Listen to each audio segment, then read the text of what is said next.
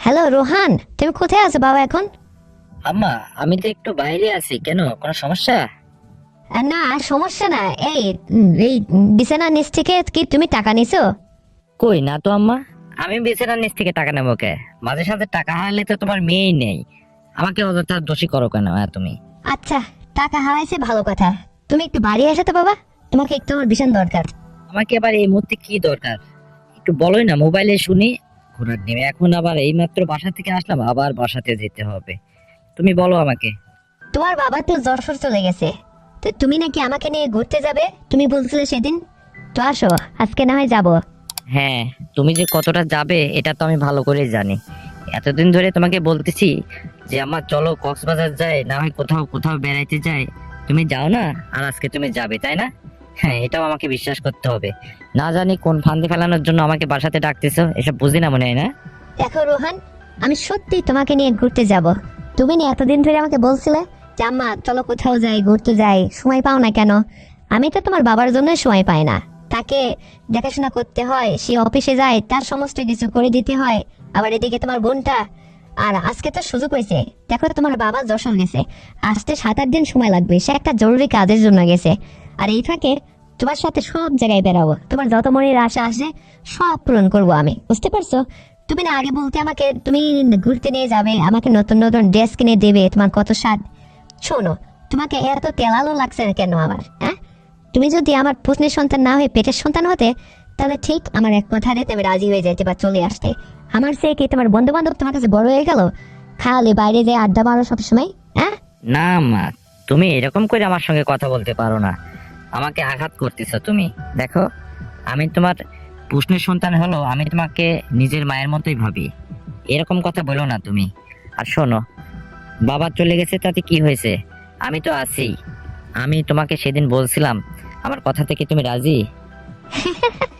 পাগল ছেলে, রাজি না হয় কি আর পারি? এই, আমি কি সুযোগ পাই কোথাও যাওয়ার জন্য, হ্যাঁ? তুমি যে যেসব জায়গায় আমাকে নিয়ে যেতে চাও, তুমি যেগুলো আমাকে বলছো, আসলে আমি মনের থেকে তো রাজি। কারণ তুমি আমার তো রক্তের কেউ না, আমার পেটের সন্তান না। তোমার সঙ্গে আমার অনেক কিছু করাই যাইতে পারে, বোঝো না তুমি পাগল ছেলে? এখন তো তোমার বাবা নেই, এই জন্য তো বলতেছি, তোমার বোনটারে তোমার খালার বাড়িতে রেখে তোমাকে সঙ্গে করে যেখানে খুশি সেখানে যাই আমরা রাত যাপন করবো, থাকবো। সমস্যা কোথায়? আর তুমি না আমাকে ছোট ছোট ড্রেস কিনে দিবে, তুমি বলছিলে। সব আশা তুমি পূরণ করো না, এটাই তো সুযোগ যায়। এই জন্য তো তোমাকে তাড়াতাড়ি পরামর্শ করার জন্য বাড়িতে ডাকছি। আর তুমি খালি আড্ডা নিয়ে পড়ে থাকো। আসো, চলে আসো তো বাড়িতে, তারপর তোমার সাথে আমার কথা আছে। শোনো, তোমার যত ইচ্ছা আছে সব আমি পূরণ করবো। আমি জানি তুমি কি কি করতে চাইছো, আমি কি শুনিনি? সব সব হবে। আর আসো তো, পাগল ছেলে। হ্যাঁ, আমি বাড়িতে আসতেছি, একটু ওয়েট করো।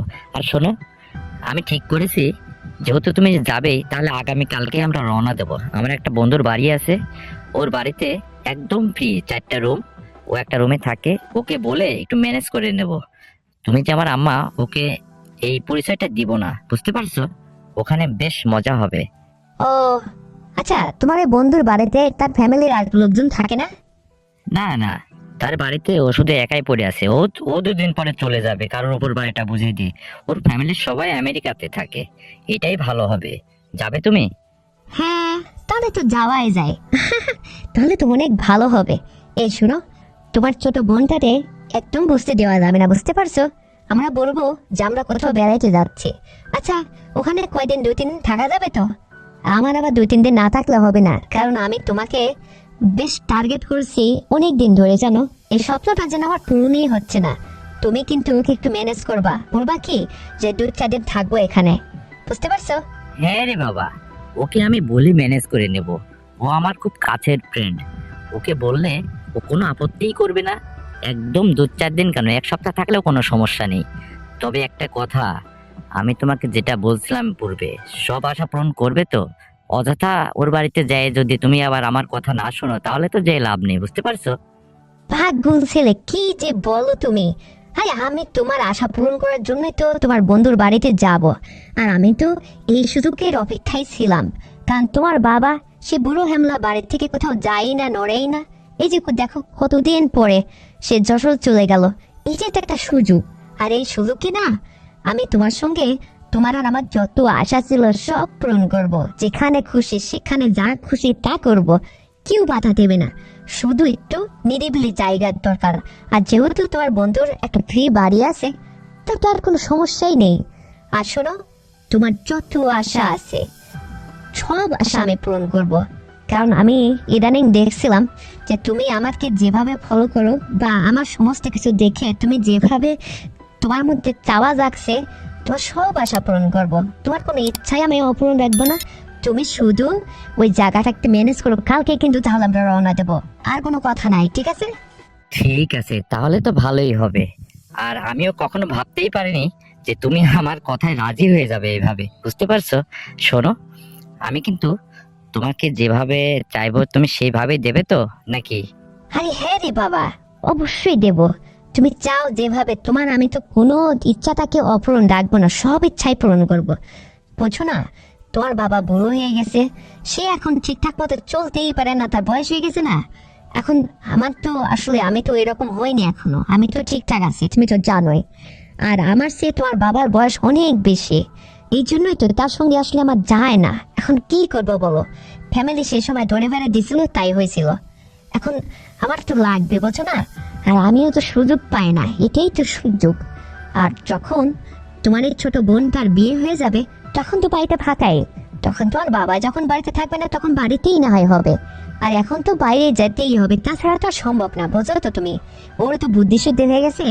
আর তুমি না আমাকে কিছু একটা কিনে দিতে চাইছিলে, তোমার কি কিনে দেওয়া সব বাবা, তুমি বলো তো? ও এই কথা। হ্যাঁ, আমি তোমার জন্য 1 ডজন ওইটা কিনে রাখছি। আমি মাপ জানি, বুঝতে পারছো? তোমার হবে তো সব ধরনের কালার আমি পছন্দ করে কিনে রাখছি। আমি নিজ হাতে তোমার এটা পরাই দেবো কিন্তু, বুঝতে পারছো? তাই নাকি?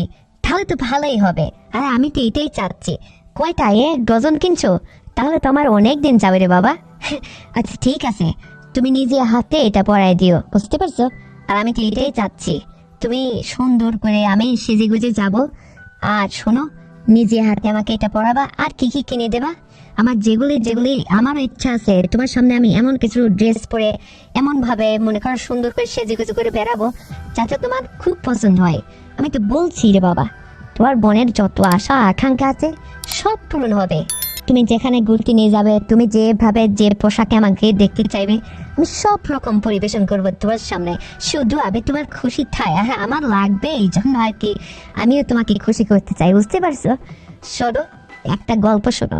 তুমি একদিন দুপুরবেলা যখন তোমার খাটের উপরে শুয়েছিলে, হঠাৎ ঘুমের মিতালে, মানে তুমি তো ঘুমাইছিলে, তুমি টের পাও না, আমি তোমার ওইটা দেখছি অত বড়। সেদিন থেকেই আমি ভাবছি যে তোমাকে নিয়ে কোথাও না কোথাও একটা জায়গায় বেড়াতে যাব। আর এটা আমার লাগবে, বুঝতে পারছো? কারণ ইতিপূর্বে তোমার এই বুড়ো বাবার কাছ থেকে আমি এই সমস্ত কোনো কিছু পাইনি, বুঝতে পারছো? ও দিয়ে আমার হয় না, তোমাকেই আমার লাগবে। এই জন্য এই সুযোগটাকে হাতছাড়া করা যাবেই না। আর দেখো, তোমারও ভালো লাগবে, এতটাই ভালো লাগবে তুমি বারবার তুমি চাইবে, বুঝতে পারছো? আর এইরকম কিছুই আমি তোমাকে দেব। দেখো নে যে কত সুন্দর জীবনটা, কত সুন্দর সময়টা তোমার আর আমার তাতে। আগে যাই না, চলো, তারপরে দেখো নে, এ বেলা নি ও বেলা নি, যখন ইচ্ছা যত খুশি, বুঝতে পারছো? ও এই কথা, তার মানে তুমি সবকিছু আগেই বুঝে গেছো, দেখে ফেলছো। ঠিক আছে। আরে আমি তো তোমার প্রশ্ন ছেলে হলো, আমি তোমাকে কোনো কিছু থেকে বঞ্চিত করব না। তোমার মনের যত আশা আছে, তুমি যা চাইছো তোমাকে সবই দেওয়া হবে। এবং শুধু তাই না, সুন্দরভাবে, বুঝতে পারছো? যাতে তোমার আশাও পূরণ হয়, আমার মনের ইচ্ছাটা পূরণ হয়। আর এইটা তুমি আর আমি মনে মনে জানবো, কেউ বুঝবে না। শুধু বন্ধুর বাড়িতে কদিনই বা হবে বলো? বন্ধুর বাড়িতে 2-4 দিন থাকা হবে।